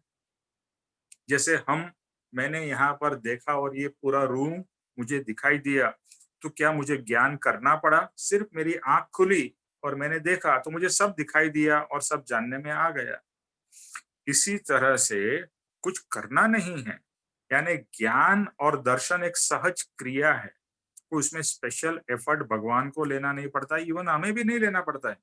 हम कोई भी चीज देखते हैं तो सहजता से हम देख लेते हैं और जान लेते हैं, कोई स्पेशल एफर्ट नहीं करना पड़ता है। और भगवान को तो बिल्कुल नहीं करना पड़ता, हमारे तो अज्ञान है, इसके लिए हमें कुछ थोड़ा एफर्ट करना भी पड़ता है। तो तीनों लोग भगवान के ज्ञान में प्रतिबिंबित होते हैं या प्रदर्शित होते हैं, वहां कोई कुछ करने की जरूरत नहीं पड़ती है। सो तीनों लोक में प्रभु की परम शुद्ध चेतना ज्ञान प्रकाश रूप से फैली हुई है। फिर भी प्रभु की सहज दशा सर्व से बाधा रहित अखंडता से वहां बह रही है। अभी एक तरीके से कहे कि हमारा ज्ञान इस शरीर से सीमित है और जितना हम देख सकते हैं उतना सीमित है, और भगवान को अवधि ज्ञान है, मनपर्य ज्ञान है, केवल ज्ञान है, यानी उनको कोई लिमिटलेस ज्ञान है। यानी वो पूरा एक साथ में देख सकते हैं, पूरा ब्रह्मांड एक साथ में देख सकते हैं, यानी उनका ज्ञान बाधा रहित है और अखंड है। यानी जैसे हमारे को यहाँ तक ही दिखाई दिया तो यहाँ के बाद का खंडित हो गया, यानी और अदरवाइज हम पास्ट का देखते हैं तो थोड़ा दिखता है, फिर बाकी का, तो हमारा ज्ञान खंडित है, उनका ज्ञान अखंडित है, अखंड है। अखंड means there is no breaks, there is nothing, everything is instant, everything is complete. वो यहाँ पर समझना है। वह स्वरूप के सन्मुख हुए आत्मा को उपकारक बनाते हैं, यानी हमें उनके सन्मुख होना है, भगवान के सन्मुख होना है, और हमें भगवान का उपकार मानेंगे तो हम भगवान की भक्ति करते करते हम भी त्रैलोक्य प्रकाशक होंगे। जैसे जैसे तुम्हारे तत्व के स्वरूप का प्रकाश होता है, यानी कि भगवान आप कैसे हो उसके प्रति जितनी जितनी मेरी समझ बढ़ती है, तो तुम्हारे गुणों की समझ वह मुझे उपकारक होती है। यानी मुझे भगवान जैसे जैसे आपकी समझ बढ़ रही है, वह समझ मेरे लिए बहुत ही उपकारक है। भगवान आप तो सबसे उपकारी हो मेरे लिए, गुरु भगवान आप मेरे लिए सबसे उपकारी हो, क्योंकि आपके अंदर में मुझे हर एक गुण दिखाई दे रहे हैं और वह गुण मेरे स्वरूप का प्रकाश कर रहे हैं। जैसे जैसे हम गुरु के गुण को जानेंगे, भगवान के गुण को जानेंगे, और जितनी हमारी जानकारी बढ़ेगी उतना हमारा वही गुण का प्रकाश हमारे अंदर में ज्यादा होगा। जैसे आनंद गुण ले लीजिए और भगवान का आनंद देखे कि कृष्ण भगवान है या राम है या महावीर, उनका आनंद का गुण कैसा है, गुरु का आनंद का गुण कैसा है, उसको हम देखने की बार बार कोशिश करें, उसको फील करने की कोशिश करें, तो ये प्रोसेस से हमारा आनंद का भी गुण बढ़ेगा। तो हमें भगवान गुणों के भंडार है, तो हम जैसे जैसे भगवान के गुणों का उपकार हमारे को महसूस होगा कि भगवान में ये गुण है, ये गुण का भगवान ने मुझे दर्शन कराया, ये गुण का दर्शन कराया, ये गुण मुझे प्राप्त भगवान के द्वारा हो रहे हैं, तो उपकार का हर समय वेदन होता रहेगा। इसीलिए कहते हैं अहो अहो श्री सद्गुरु करुणा सिंधु अपार, आप मर पर प्रभु करियो अहो अहो उपकार। आपके गुण मैंने आंशिक तरीके से अनुभव किए हैं और वह गुणों को मैं विकास करके कर सकता हूं और करूंगा। तो आपने मुझे गुण दिखाए हैं, आपके गुण मुझे बहुत दिखाई दिए, उसके द्वारा मुझे पता चला कि मेरे में भी आंशिक गुण है, और अभी भगवान आपकी कृपा से और आपके गाइडेंस से मैं वो पुरुषार्थ करके वो गुण को और प्रकट करूंगा और गुण को खिलाऊंगा।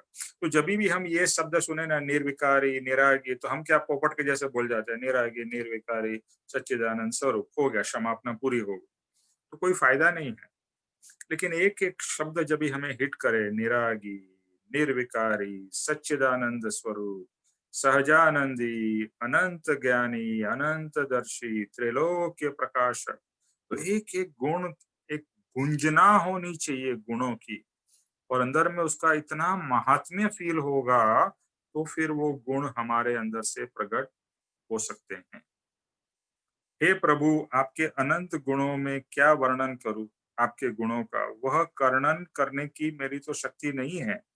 संग का त्याग करके, राग का त्याग करके, समता में रहकर प्रभु कर्मों का नाश करके ज्ञाता दृष्टा हुए। प्रभु कैसे हुए, प्रभु के सब गुण कैसे मिले उनको? तो उन्होंने संग का त्याग किया, राग का त्याग किया, द्वेष का त्याग किया, समता में रहे और कर्मों का नाश किया। समता में रहकर जो भी कर्म का उदय हुए उसमें वो ज्वाइन नहीं हुए, कर्म के साथ एक रूप नहीं हुए, और असंग दशा में रहकर उस कर्मों को काटते रहे। तो प्रभु इस तरह से वो ज्ञाता दृष्टा यानी अनंत ज्ञानी, अनंत दर्शी हुए। विश्व पूरा सुख वीर्य अनंत वचन से प्रभु ऐसे स्वरूप को क्या जाना। तो यहाँ पर एक कविता जैसी है कि जो जानता अरिहंत द्रव्य गुण पर्याय से, जानता निज आत्मा के द्रव्य गुण पर्याय को। जो भगवान के गुण और द्रव्य और पर्याय को जानता है, वह अपने आत्मा के भी गुण, द्रव्य और पर्याय को जानता है। द्रव्य मतलब जो चीज है, यानी आत्मा वो द्रव्य है, उसके क्या क्या गुण है, उसकी क्या क्या पर्याय है, तो सब कुछ अगर भगवान के बारे में हम डिटेल में जानते हैं। इसके लिए पापा जी क्या कहते हैं कि परम कृपाणु देव का जीवन चरित्र पढ़ो, तो भगवान परम कृपाणु देव कैसे थे, उनका क्या पुरुषार्थ था, उनकी आत्मा की दशा क्या थी, वो सब हमें जब भी फील होगा, समझ आएगा, तो ऑटोमेटिकली हमारे अंदर से भी आवरण टूटने लगेंगे। जितना भगवान का, सदगुरु का, परम कृपाणु देव का हमें महात्म्य लगेगा कि ओ हो भगवान आप कैसे हो, फिर ये निकलेगा आप तो निरागी हो, निर्विकारी हो, सच्चिदानंद स्वरूप, सहजानंदी, अनंत ज्ञानी, अनंत दर्शी और त्रैलोक्य प्रकाशक हो। वाह भगवान, ऐसा मतलब अंदर से उत्कृष्ट भाव हो। ये भगवान के गुणों में चित्त रखने योग्य है। दूसरा जानने की इच्छा से निवृत्ति यानी के छूटी फक्त ज्ञानी के स्वरूप का लक्ष्य रखना, वह लक्ष्य होते सिद्ध जीव को प्राप्त हो। यानी बस सिर्फ ज्ञानी के ऊपर में फोकस करिए, ज्ञानी के ऊपर में लक्ष्य करिए, उनके गुणों को समझने की कोशिश करिए। यानी ज्ञानी यहाँ पर दोनों हो जाएंगे हमारे लिए। जो प्रत्यक्ष ज्ञानी है, जो पापा जी है, उनको जानिए, उनके गुणों को जानिए। परोक्ष ज्ञानी परम कृपाणु देव, उनको जानिए, उनके गुणों को जानिए, उनको समझिए, उनके बारे में जानिए, तो हमारा भी ज्ञान और दर्शन प्रकट होगा। और ज्ञान और दर्शन प्रकट होगा तो वो अपने आप चारित्र में आ जाएगा। चारित्र इज दी आउटकम। ओके, तो यहाँ पर ये आज का सत्संग पूरा होता है। किसी को भी कोई प्रश्न हो और कुछ ऐड करना हो, ये जो भी हमने गुण किए हैं उसके बारे में, तो प्लीज कम फॉरवर्ड।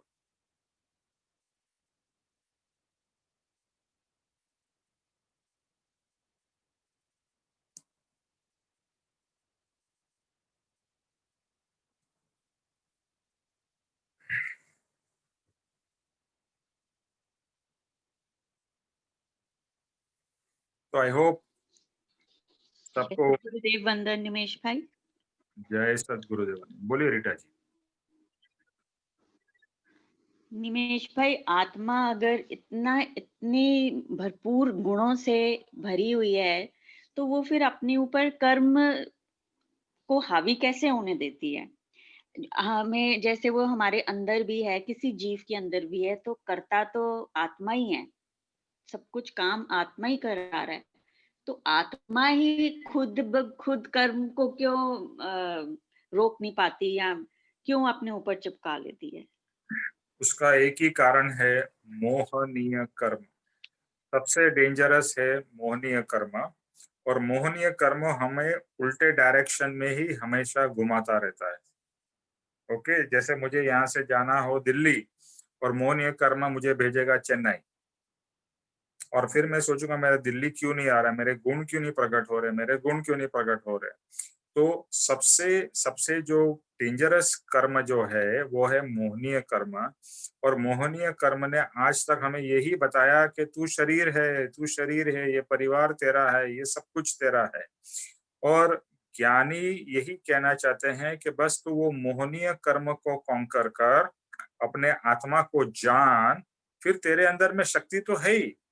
और अब तक हम देखें तो इस मार्ग में आने से पहले या आध्यात्मिक मार्ग में आने से पहले हमने कभी भी अपने शक्ति के बारे में, अपने आत्मा के बारे में सोचा ही नहीं था।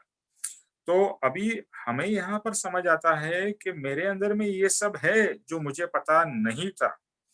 ओके, तो जब से समझ आई तब से मैं अपना पुरुषार्थ करके उसको मैं प्रकट करूं। अनंत काल से जो नहीं हुआ है वो मुझे अब करना है। तो आपका पॉइंट एकदम वैलिड है कि इतना सब होते हुए क्यों प्रकट नहीं है, वो भी एक बहुत बड़ा आश्चर्य है। लेकिन वो आश्चर्य तभी हमें समझेगा जब भी संपूर्ण ज्ञान प्रकट होगा। और उसका एक ही आंसर है कि आज तक हमने सच्चे सदगुरु में श्रद्धा नहीं की और अपना अहंकार, अपना स्वच्छंद में ही हम लगे रहे। इसके लिए ये सब गुण और ये सब शक्तियां हमें प्रकट नहीं हुई है। Thank you. इसके ऊपर सोचते रहिए रीटा जी, प्रश्न बहुत अच्छा है और ये ऐसे ही प्रश्न के ऊपर में गहराई से विचार करते ही रहने हैं।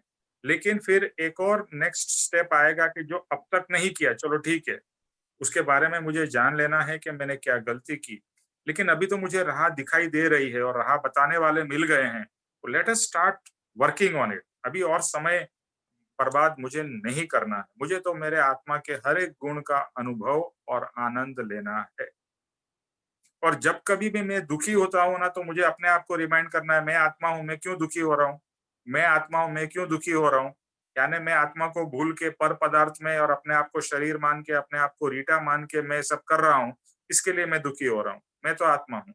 इस तरह से अपने आप को जितनी हो सके उतना डिटैच करने की कोशिश करनी। ओके? उमेश भाई, मेरा भी यही प्रश्न था कि जैसे सबके अंदर एक ही आत्मा है जो निर्विकारी है, तो लोग इतने अपराध, इतनी जघन्यता जब करते हैं, तो क्या उनकी आत्मा उनको कभी गवाही नहीं देती कि वे हम ये गलत काम कर रहे हैं? जो इतना क्राइम 90 मतलब 80% अर्थ के ऊपर क्राइम ज्यादा है और 20% ये भावना, शुद्ध भावना है। तो ऐसा क्यों है? जब आत्मा, ये आपने बताया कि आवरण आता है जो सूर्य की जैसे होता है, सूर्य ग्रहण होता है, तो पर ये बताया है सुनीता जी, सूर्य का जस्ट एग्जाम्पल बताया है, हमारे आवरण तो उससे अनंत गुना भारी आवरण है। हाँ ये तो जी, एक समझने के लिए बताया कि हमें हमें प्रैक्टिकली समझ में आए, लेकिन हमारे ऊपर में सूर्य के ऊपर में जैसे ग्रहण है, ऐसे अनंत ग्रहण लगे हुए हैं। ऐसा इतना इतना प्रकाशित आत्मा इतना अज्ञानी हो गया, तो आप सोच सकते हैं कि आवरण कितने भारी होंगे। और ये जो आप क्राइम वगैरह की बात कर रहे हो, हर एक का आत्मा उसको पहले रोकता है, लेकिन वो आत्मा को मार के, जैसे पहली बार बच्चा जब भी चोरी करता है ना क्लास में, कोई पेंसिल या रबर या कोई चीज की, तभी पापा जी कहते हैं कि उसका आत्मा बोलता है मत कर मत कर। वो सोचता है अरे कोई नहीं देख रहा है, क्या होगा।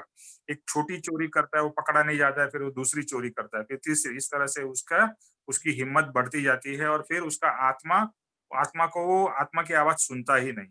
जैसे आज के दिन में हम हमारे आत्मा की आवाज नहीं सुन रहे, लेकिन जब भी हम थोड़ा कर्मों को हल्का करेंगे तो फिर हमें हमारे आत्मा की आवाज सुनाई देगी।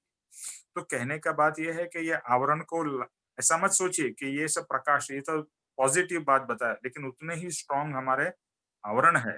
तो आवरण को बस अभी हमारे को ये साइंस 80% लोग क्या करते हैं या 99% लोग क्या करते हैं, उससे अभी हमें उसके ऊपर ध्यान नहीं देना है। हमें तो मुझे मेरा आत्मा जैसे कृपाणु देव ने प्रकट किया, वैसा ही मुझे आत्मा प्रकट करना है और उन्होंने करके हमें दिखाया है। तो ये मार्ग ऐसा ही है। इस मार्ग के प्राप्त करने वाले कुछ कुछ ही लोग रहेंगे। मेजॉरिटी विल गो इन अज्ञान ओनली। ये प्रकृति का एक अद्भुत नियम है। वो क्यों है वो भगवान को पता। लेकिन अभी हमें हमें अंधकार से ज्ञान में जाना है, प्रकाश में जाना है। तो हम अपने पुरुषार्थ से करके जगत को दिखाए और अपने आप को दिखाए कि ये ज्ञान प्राप्त हो सकता है। कृपाणु देव ने तो दिखा दिया। अभी हमें अपने आप को प्रूव करना है कि ये ज्ञान मुझे भी मिल सकता है। ठीक है निमेश भाई।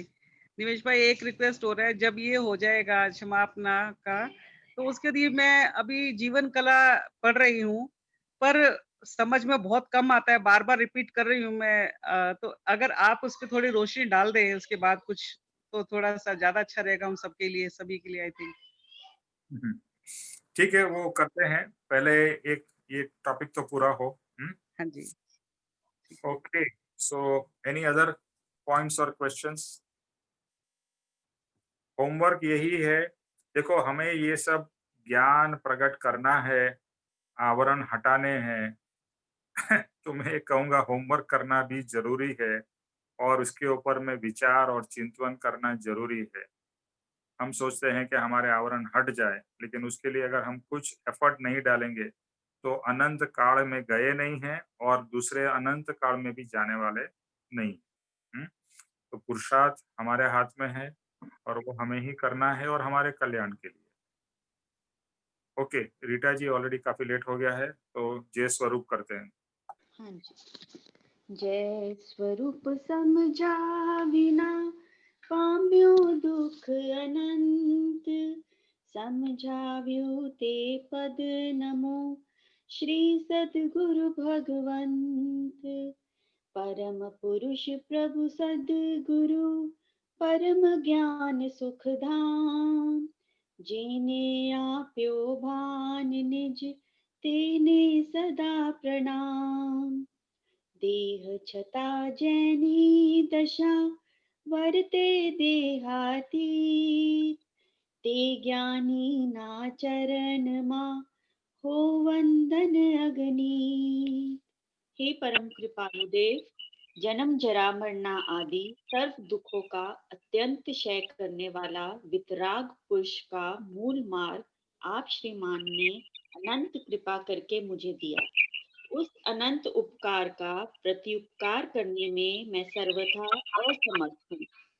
फिर आप श्रीमान कुछ भी लेने में सर्वथा निष्क्रिय हैं, जिससे मैं मन वचन काया की एकाग्रता से आपके चरणाविंद में नमस्कार करता हूँ। आपकी परम भक्ति और वितराग पुरुष के मूल धर्म की उपासना मेरे हृदय में भव प्रयत्न खंड जागृत रहे, इतना मांगता हूँ। वह सफल हो, सफल हो, सफल हो। ओम शांति शांति शांति। सर सॉरी, वीतराग का मतलब क्या है? वितराग मतलब बिना राग, जिसको राग नहीं है। वीतराग वितरागी सिमिलर मतलब है। विथ मतलब विदाउट राग, विदाउट राग, जिसको राग नहीं है। ओके, लोक के नाथ की जय हो। कृपा देव की जय हो। जय हो। सद्गुरु देव की जय हो। जय हो। आज के आनंद की जय हो। सर्व मुमुक्षुओं के परमार्थ पुरुषार्थ और भक्ति की जय हो। विजय हो, विजय हो। जय हो। विजय हो। विजय हो। विजय हो। जय सतगुरुदेव वंदन निमेश भाई। जय सद्गुरुदेव जय वंदन। जय सद्गुरुदेव। सतगुरुदेव वंदन। जय जय सतगुरुदेव। सद्गुरुदेव वंदन जय निमेश सद्गुरुदेव भाई, वंदन। Thank you. जय सद्गुरुदेव थैंक वंदन। यू। जय सद्गुरुदेव वंदन। सद्गुरुदेव। जय संग वंदन, थैंक यू। हाँ, अरे वाह वाह बेटा, कैसा है? देखो अंकल, देखो। अरे वाह वाह, वेरी गुड, थैंक यू। तू आता है तो thank you uncle, thank you. Yes बेटा, यस यस बेटा, यस, थैंक यू। जय सद्गुरुदेव वंदन। जय जय सद्गुरुदेव वंदन। जय सद्गुरुदेव, जय सद्गुरुदेव।